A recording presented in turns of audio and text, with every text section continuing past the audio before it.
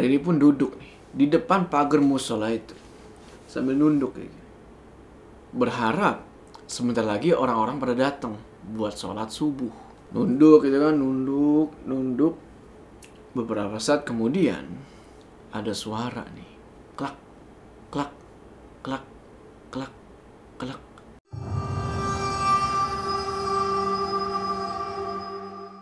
Assalamualaikum teman-teman, balik lagi sama gua Joe. Apa kabar kalian semua? Semoga kalian semua yang menonton video ini diberikan kesehatan, dilancarkan rezekinya, dan selalu dimudahkan urusan-urusannya, dan selalu diberikan perlindungan dari wabah yang sedang wabah yang sedang ada di sekitar kita. Kok melindungi?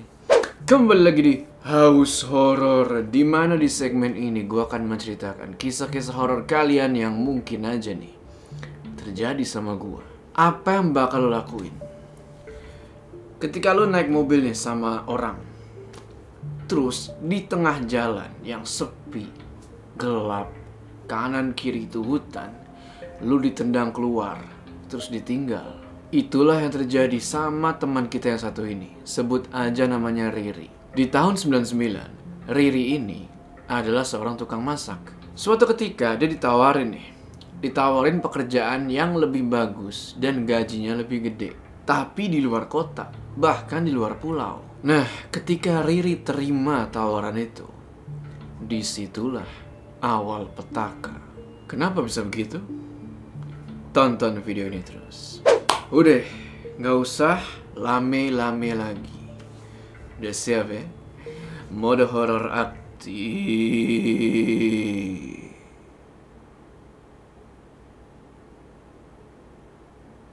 Waktu itu tahun 1999, pas Riri masih umur 20 tahun. Dia yang berasal dari sebuah kota di Jawa Timur, kita sebut aja kota B, mutusin buat merantau ke kota S yang masih ada di wilayah Jawa Timur juga. Di sana, Riri kerja jadi tukang masak. Singkat cerita, setelah beberapa hari kerja nih di kota S itu, ada dua orang perempuan yang nawarin Riri sama temennya. Temennya ini kita sebut aja namanya Sari. Nah, dua orang perempuan ini nawarin mereka berdua buat kerja jadi tukang masak juga, tapi di rumah makan yang ada di luar pulau, dengan iming-iming gaji yang lebih gede dibanding tempat dia kerja sekarang. Waktu itu, Riri sama teman-teman yang lain nggak pikir panjang. Secara keadaan ekonomi mereka ya dibilang lagi susah waktu itu. Akhirnya, selang beberapa hari, tibalah waktu dimana Riri sama temennya ini pindah ke tempat kerja yang baru. Sore itu, mereka dijemput pakai mobil sama 3 orang laki-laki dan 2 orang perempuan yang kemarin tuh, yang ngajakin, yang nawarin mereka pekerjaan. Berangkatlah tuh 7 orang pakai mobil. Di perjalanan, Riri sama temennya ini gak curiga sama sekali. Sampai akhirnya mereka tiba di pelabuhan dan naik kapal. Sampai di pulau seberang, mereka ngelanjutin perjalanan. Dan selang beberapa jam, mereka tiba di sebuah kampung pelosok sekitar jam 11 malam. Dan mereka berhenti nih di salah satu rumah warga. Dan ternyata di rumah warga itu lagi rame banget. Udah banyak warga-warga lain yang kumpul. Kayak lagi ada semacam hajatan. Di situ Riri sama temennya istirahat sebentar. Terus mereka disuruh buat mandi dan ganti baju. Setelah mandi itu, Riri sama Sari baru sadar kalau ternyata pekerjaannya itu nggak sesuai sama apa yang udah dijanjiin. Awalnya kan dijanjiin jadi tukang masak di sebuah rumah makan. Nah, ini ternyata mereka berdua dan 2 perempuan yang ngajakin mereka itu disuruh duduk dan nemenin warga laki-laki yang lagi pada minum alkohol sambil diiringin musik dangdut. Di situ Riri ngerasa kalau udah nggak beres nih, dan dia nolak keras buat ikut acara itu, apalagi sampai minum-minum alkohol. Tapi temennya Riri sama 2 orang perempuan itu malah ngikutin kata-kata 3 orang laki-laki itu, dan mereka minum-minum bareng tuh. Di situ Riri marah banget dan maksa buat pulang saat itu juga. Secara dia udah ngerasa dibohongin. Sampai akhirnya, sekitar jam 1 malam, 3 orang laki-laki itu mau nganterin pulang. Tapi dalam keadaan mabuk. Namun mereka tetap jalan. Nah, di tengah perjalanan nih, tiba-tiba para laki-laki itu mau berbuat sebuah tindakan yang kurang senonoh ke Riri. Tapi Riri ya berontak dan seketika mereka berhentiin itu mobil. Dan lu mau tahu apa yang terjadi selanjutnya? Riri ditendang keluar dari mobil sama laki-laki itu ke pinggir jalan yang hampir masuk jurang. Di situ, dalam kondisi masih setengah sadar karena habis ditendang keluar dari dalam mobil kan, Riri ngedenger nih, mobil itu jalan ninggalin dia. Setelah itu, dia coba ngerangkak dari pinggir jalan ke tengah-tengah jalan yang kanan kirinya itu hutan. Gak ada penerangan sama sekali, alias gelap, dan gak ada rumah-rumah warga. Dengan badan yang sedikit luka-luka akibat ditendang keluar dari mobil tadi, Riri mulai tuh jalan pelan-pelan. Tapi gak lama kemudian, mobil yang tadi balik lagi. Gak tahu ya, mungkin mereka itu balik buat mastiin Riri ini masih hidup atau udah mati, atau udah nggak tahu. Sambil ketakutan, Riri inisiatif buat ngumpet di balik pohon. Dan dari balik pohon itu, dia ngelihat mobil itu berhenti sebentar di tempat tadi mereka nendang Riri keluar. Terus mungkin karena nggak ngelihat Riri ada di situ, nggak lama mereka muter balik terus jalan lagi. Dan di sini horornya dimulai. Riri terus susuri jalan itu sampai kira-kira setengah jam kemudian. Dia ngeliat nih, dari kejauhan, kayak ada sebuah rumah yang dimana di depan rumah itu ada sebuah pohon besar dan ada tempat duduk. Dan dari rumah itu, Riri ngeliat ada seorang ibu-ibu yang jalan keluar. Pakaiannya lusuh, rambutnya panjang. Riri samperin lah ibu-ibu itu kan. Dan setelah sampai, dia bilang ke ibu-ibu itu, "Bu, saya minta tolong." Tapi bukannya nolongin, ibu-ibu itu malah ngeliatin Riri kayak orang yang ketakutan. Dan gak pakai ngomong apa-apa, ibu itu langsung jalan balik lagi masuk ke dalam rumahnya dan ngebanting pintu. Di situ Riri agak sedih, tapi dia gak nyerah dan dia lanjut jalan lagi. Masih dengan jalan yang kanan sama kirinya itu hutan. Sesekali ada mobil yang lewat, tapi pas Riri mau berhentiin mobil-mobil itu, gak ada yang mau berhenti. Dan juga pas lagi jalan itu, di tengah keheningan malam, Riri ngedenger suara-suara aneh. Kayak suara cekikikan, suara menggeram, suara orang siul, tapi di situ dia berusaha buat gak merduliin. Sesekali juga Riri ngeliat kayak ada sekelebatan mirip asap putih yang lewat di depan dia. Tapi di situ dia masih cuekin. Sampai akhirnya dia ngedengar lagi nih, suara geraman dari balik pohon. Sontak dia langsung nengok ke arah suara itu. Takutnya itu adalah binatang buas. Tapi pas dia lihat ya, nggak ada apa-apa. Nggak tahu, mungkin ada sesuatu di situ. Cuman karena gelap, jadinya ya nggak kelihatan apa-apa. Akhirnya Riri terus tuh jalan dengan ketakutan dan sambil nunduk. Nggak tahu udah berapa lama Riri jalan, sampai dia lihat lagi nih, dari kejauhan ada cahaya lampu warna kuning. Pas dia samperin cahaya itu, ternyata di situ ada rumah yang bertuliskan wartel atau warung telepon. Mungkin anak-anak zaman now nih banyak yang nggak tahu apa itu wartel. Jadi dulu kisaran tahun ya 92 ribuan lah ya kalau nggak salah, HP itu masih jarang banget. Dan kita nih kalau mau komunikasi sama orang jauh itu mesti main ke warung telepon atau wartel. Jadi kita nyewa telepon tuh, baru kita bisa teleponan. Nah, Riri coba intip ke dalam rumah itu lewat jendela, dan nggak ada siapa-siapa di dalam. Gelap. Penerangan ya cuma lampu kuning tadi tuh yang di luar.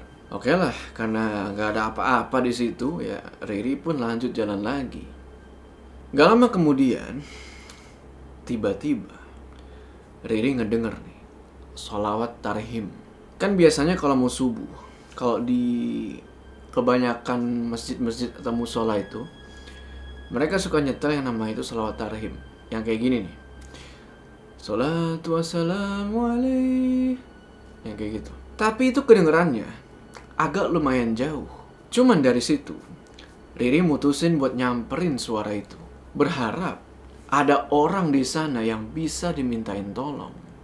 Ketika udah semakin dekat ke sumber suara sholawat tarhim itu, bener aja, dari kejauhan, Riri ngeliat ada sebuah musola di tengah-tengah hutan yang lampu terasnya itu nyala.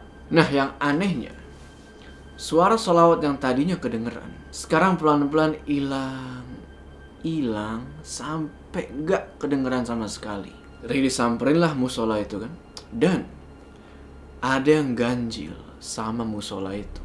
Pagar musola itu masih ketutup dan kegembok. Di dalam musola itu masih gelap, kayak gak ada siapa-siapa. Kalau gak ada siapa-siapa, terus siapa yang nyetel sholawat tarhim tadi? Karena udah capek, Riri pun duduk nih di depan pagar musola itu sambil nunduk kayak gitu. Berharap sebentar lagi orang-orang pada datang buat sholat subuh. Nunduk gitu kan, nunduk. Beberapa saat kemudian ada suara nih, klak, klak, klak, klak, klak.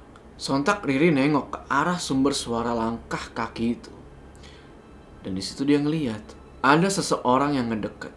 Yang Riri perhatiin, orang itu pakai baju koko putih, pakai sarung putih, dan pakai alas kaki terompah. Jadi terompah ini kayak semacam alas kaki dari kayu. Mungkin kalian pernah lihat di musola atau masjid, sendal wudhunya itu bukan sendal karet, tapi kayak bakyak gitu loh, kayak dari kayu, terompah. Itu namanya terompah. Nggak pakai pikir panjang, Riri langsung peluk kaki orang itu. Dia peluk kaki orang itu sambil nangis-nangis histeris dan bilang, "Tolong saya pak, tolong saya pak." Terus pas lagi meluk gitu, Riri ngerasa kalau kepalanya itu kayak dipegang sama si sosok laki-laki itu. Laki-laki itu terus nanya, "Kamu mau kemana?" Riri jawab lah, "Saya mau pulang ke kota B." Orang itu heran dan dia nanya, "Kenapa kok bisa sampai di sini?" Riri ceritain lah tuh, kenapa dia bisa di situ dari awal sampai akhir. Setelah itu, si bapak-bapak tersebut nyuruh Riri buat berdiri. Dan bapak-bapak itu nunjuk ke sebuah rumah mewah yang bersebelahan sama musola itu.